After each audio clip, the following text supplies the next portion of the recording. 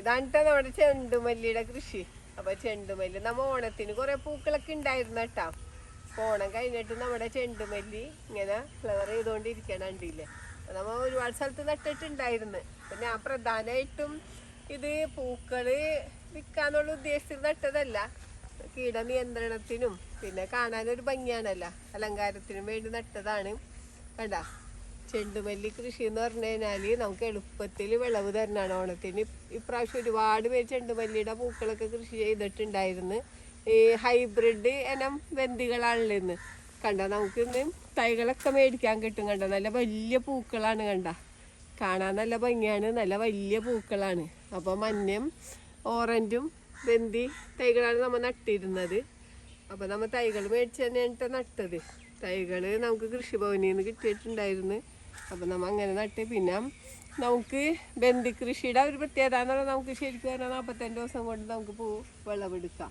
അപ്പോൾ നമ്മൾ അതനുസരിച്ച് ഓണത്തോട് അനുബന്ധിച്ചാണ് എല്ലാവരും ബന്ദി കൃഷി ചെയ്യണത്. അപ്പോൾ പൂവൊക്കെ കൊടുക്കാനും വിൽക്കാനുള്ള ഉദ്ദേശിച്ച് ചെയ്യണവർ.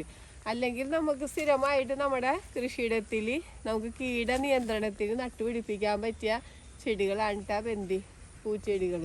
അപ്പോൾ ചെണ്ടുമല്ലി ബന്ദി എന്നൊക്കെ പല പേരുകളിൽ അറിയപ്പെടുന്ന പൂച്ചെടിയാണിത്. കാണാൻ നല്ല ഭംഗിയാണ്. ഇതിങ്ങനെ നമ്മൾ ഒരുപാട് സ്ഥലത്തൊക്കെ കൃഷി ചെയ്യണമെങ്കിൽ കാണാൻ നല്ല ഭംഗിയാണ്. ഒരുപാട് പൂക്കൾ ഉണ്ടാവും.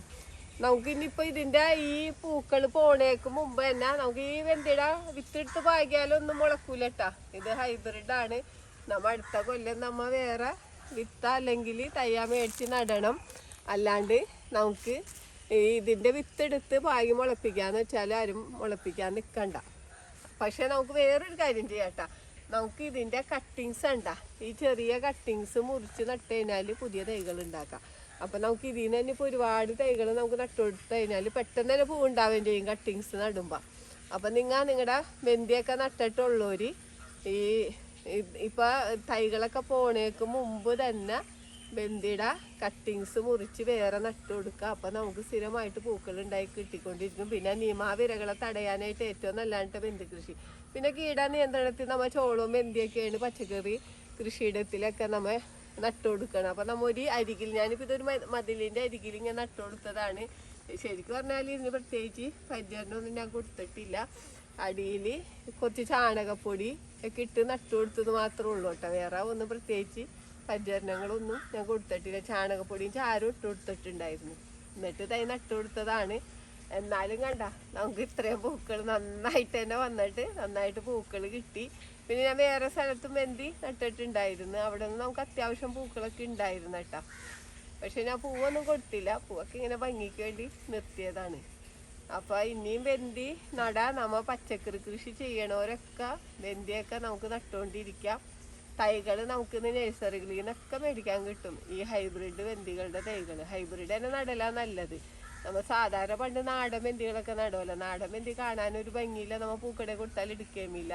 ഹൈബ്രിഡ് ഇതേപോലത്തെ ഇനം ബന്ദികൾ തന്നെ നട്ടു കൊടുക്കാം.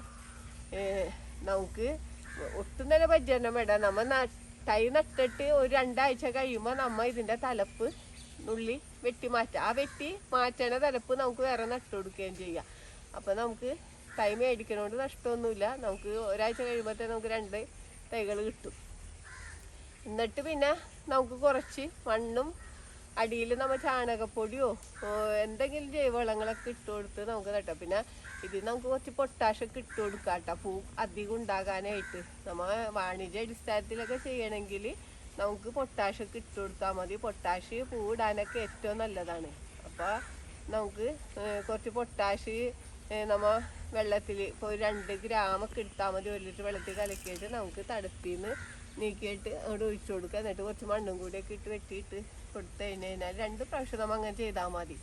അപ്പോൾ തന്നെ നമുക്ക് നല്ല രീതിയിൽ തന്നെ പൂക്കൾ ഇങ്ങനെ കുറേ നാൾ നമുക്ക് പൂക്കൾ ഉണ്ടായിക്കൊണ്ടിരിക്കും. നമ്മൾ പൂവ് നമ്മൾ കട്ട് ചെയ്യും തോറും പുതിയ ചെനപ്പുകൾ വന്നിട്ട് പൂക്കൾ ഉണ്ടായിക്കൊണ്ടിരിക്കും. അപ്പോൾ എല്ലാവരും കൃഷിയിടത്തിൽ ബന്ദിയൊക്കെ നട്ടു പിടിപ്പിക്കുക. ബന്ദി നമുക്കൊരു അലങ്കാരം മാത്രമല്ല, നമുക്ക് കീട നിയന്ത്രണത്തിനും കൂടെ നല്ലതാണ്. അപ്പോൾ എല്ലാവരും ബന്ദി തൈകളൊക്കെ മേടിച്ച് നടണം. ഈ വീഡിയോ പറ്റി എന്തെങ്കിലും അഭിപ്രായങ്ങളോ സംശയങ്ങളോ ഉണ്ടെങ്കിൽ വീഡിയോക്ക് താഴെ കമൻറ്റ് ചെയ്യുക. വീഡിയോ ഇഷ്ടപ്പെട്ടാൽ ലൈക്ക് ചെയ്യുക. വീഡിയോ ഇഷ്ടപ്പെട്ടാൽ ഷെയർ ചെയ്യുക.